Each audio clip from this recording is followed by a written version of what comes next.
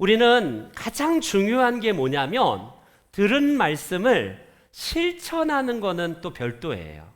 말씀을 잘 듣기는 하지만 이 말씀을 순종하고 실천하기란 너무 어렵습니다.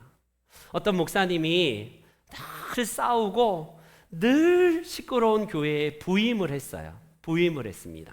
그래서 기대를 가지고 성도님들이 이제 설교 말씀을 듣게 되는데, 여러분 사랑합시다, 여러분 우리 함께 주 안에서 사랑합시다, 이 설교를 하고 내려오셨어요. 아멘 했습니다. 두 번째 주일, 이제 두 번째 또 주일을 맞이해서 또 설교를 듣는데 내용이 똑같은 거예요. 여러분 사랑합시다, 여러분 주 안에서 우리는 하나이니 서로 사랑합시다. 목사님이 조금 착각하셨나 보다. 근데 그 다음 주에도 똑같은 또 본문과 똑같은 설교를 3번 연속으로 주일마다 하니까 성도들이 불평이 쏟아지기 시작합니다. 우리가 잘못 뽑았다, 목사 잘못 모셨다 라고 하면서 불만이 나와요.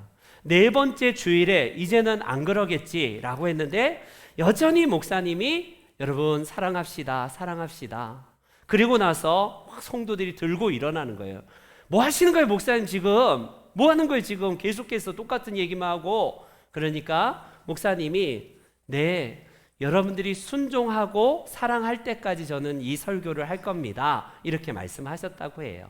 물론 우리가 이 이야기가 사실인지 아닌지 모르지만 우리가 들은 말씀과 들은 말씀을 손발로 살아내면서 순종하는 것은 별도의 문제다라는 사실입니다. 우리는 화해자 됩시다, 우리 하나입니다, 이거 누가 몰라요? 누가 이 사실을 몰라서 화해자가 됩시다, 우리가 새벽마다 저녁마다 화해자를 어떻게 이룰 것인가를 그렇게 말씀을 들었는데 그걸 몰라서 그랬을까요? 우리는 이미 알지만 이 말씀이 성령의 영감을 통해서 내게 깨우치면 그 말씀을 내가 힘들더라도 순종하는 게, 이게 중요해요. 예수님께서 나를 위해서 희생하셨대. 주님이 나를 위해서 몸과 피를 흘리셨대. 그거 뭐 어떻게 하라고요? 그래서 뭘 어떻게 하라는 겁니까? 우리는요, 주님의 몸과 주님의 피를 기억하면서 막 패션 오브 크라이스트 영화를 보면서 이 고난 주간에 막 눈물 흘리면서 감상적인 그리스도인이 될 수도 있어요. 얼마나 아프실까? 저 가시에 찔린 예수님이 얼마나 힘드실까? 여러분 그 마음은 귀하지만 당장 내 옆에서 눈물 흘리고 있고 지금 넘어져 있는 그 사람이 만약에 나와 척을 두는 사람이라면 잘됐다, 고습다, 진짜 고소하다, 이런 마음을 가질 거 아닙니까? 그러면 주님의 피와 주님의 몸과 피가 나와는 전혀 상관없는 거예요. 그렇기 때문에 우리가 화해자로서 함께 말씀을 들었는데 이 시간도 짧고 정리하는 시간으로만 같이 말씀을 들을게요. 오늘 본문은 우리들에게 우리가 어떤 존재라고 선포하냐면 너무나 잘 아는 이전 것은 지나갔으니 보라 뭐가 되었다고요? 새로운 피조물이 되었다. 알기는 찰떡같이 아시잖아요. 찰떡같이 알아요. 새로운 피조물이 되었다. 야호, 천국 가면 되겠구나. 새로운 피조물이 되었다. 야, 진짜 이제 난 천국 백성이구나. 그걸 말하려고 합니까? 물론 그 말씀이죠. 근데 이 우리가 아는 이 말씀의 전후 문맥을 보세요. 뭐가 계속 강조되냐면 그러니 화해자가 되라. 그래서 우리가 화목하게 하는 직분을 주셨다. 그러니 서로 화해하고 화평하고 하나로 일치를 이루라. 이게 새로운 피조물이래요. 새로운 피조물이 뭘까? 우리는 그동안 전후 문맥을 다 떼어내고 와, 새로운 피조물이 되었다, 이젠 천국 가는 백성이 되었구나, 그것만 얘기하는 게 아니에요.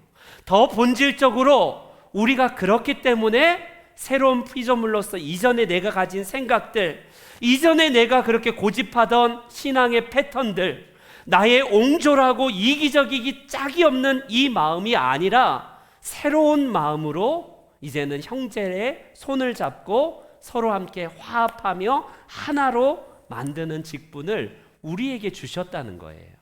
여러분 2차 세계대전 그 어간에 그 리더들을 이렇게 그 연서들을 쭉 분석한 한 분석이 참 흥미롭습니다. 그 당시에 히틀러를 비롯해서 무솔리니, 그리고 그 윈스턴 처칠을 비롯해서 루스펠트 대통령, 이 영국과 미국, 러시아와 소련, 그리고 독일의 이 각축장, 전쟁의 각축장에서 굉장히 흥미로운 연설문의 분석이 있는데, 그 당시에 히틀러는요, 흥미롭게도 53단어를 쓸 때마다 I, me, my, 뭐 이런 자기, 나를, 내가, 다 자기, 이게 굉장히 많대요. 53단어마다 분석해 보니까 한 단어 기본꼴로 평균적으로 자기를 그렇게 나타내는 표현을 쓰더라. 이탈리아의 무솔리니는 더 많은 83단어 중에 한 단어꼴이래요. 그러니까 더 많이 사용하는 사람이 히틀러가 제일 많이 사용했다는 거죠. 그리고 미국의 루스벨트 대통령은 약 100단어 정도에서 한 단어 정도가 내가, 나를, 내가 뭐 이런 돈을 쓴대요. 영국의 체인벌린 그 총리는 294마디의 자기, 나 이런 표현을 쓴대요. 그러니까 이걸 뭘 분석하기 위한 거냐면 굉장히 이기적이고 자기 주관적인 사람일수록 나를 드러내는 표현을 많이 쓰더라, 이거예요, 결과가. 쉽게 말하면 이 나라는 표현을 쓰지 않는 사람들을 보면 어떤 단어를 쓰냐면 우리, 여러분들을 위해서, 여러분이, 형제가, 이런 말을 더 많이 쓰더라는 표현입니다. 이거 굉장히 흥미롭지 않나요? 나는, 나를, 내가, 나는 할 수 있다. 이게 어찌 보면 진취적이고 굉장히 저 사람 진짜 활동적이고 리더십이 강한 사람이야, 그런 반증일 수도 있지만, 또 한편으로는 이 분석 결과는 굉장히 이기적인 사람이라는 것을 드러내기 위한 겁니다. 여러분, 교회 안에도 마찬가지예요. 우리는 교회를 10년, 20년 목사가 되었어도 30년, 40년을 믿었어도 다 나 중심으로 상대방을 맞춰야 돼요. 우리라는 개념보다, 당신이라는 개념보다 내가 왜 나에게 상처를 줘? 왜 나만 이걸 해야 돼? 나 오늘 교회에서 사랑이 없기 때문에 나 상처받았어? 끊임없이 우리는 나만이에요. 나.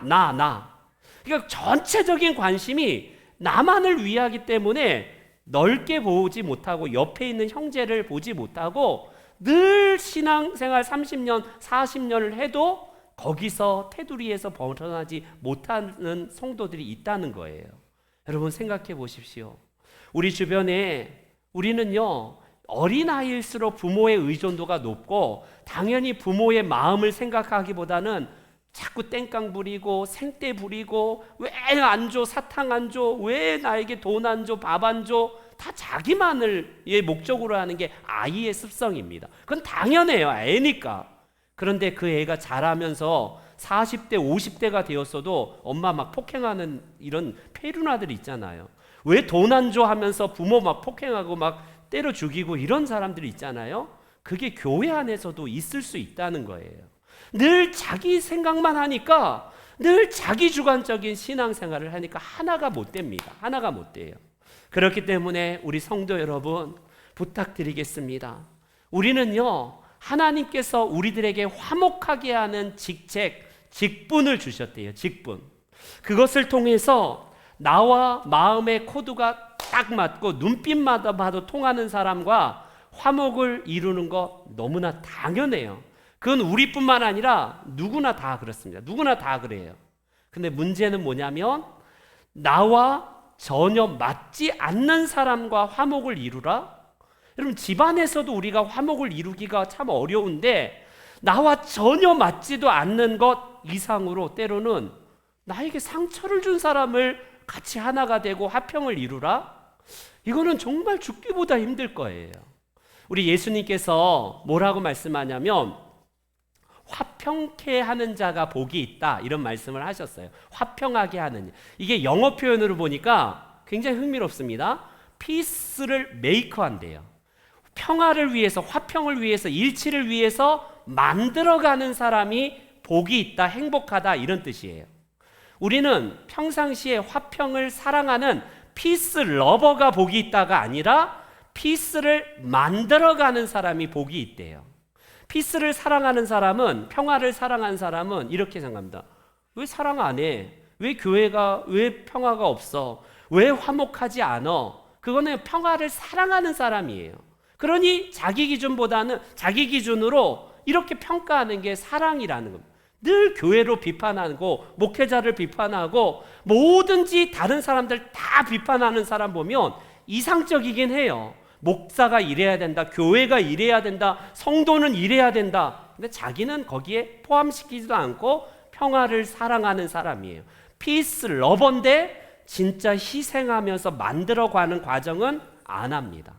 예수님이 말씀하신 화평케 하는 자는 피스 메이커라고 해요. 피스 메이커. 피스를 메이커, 그러니까 화평과 일치를 위해서 만들어 가려니 이거 너무나 힘들지 않습니까?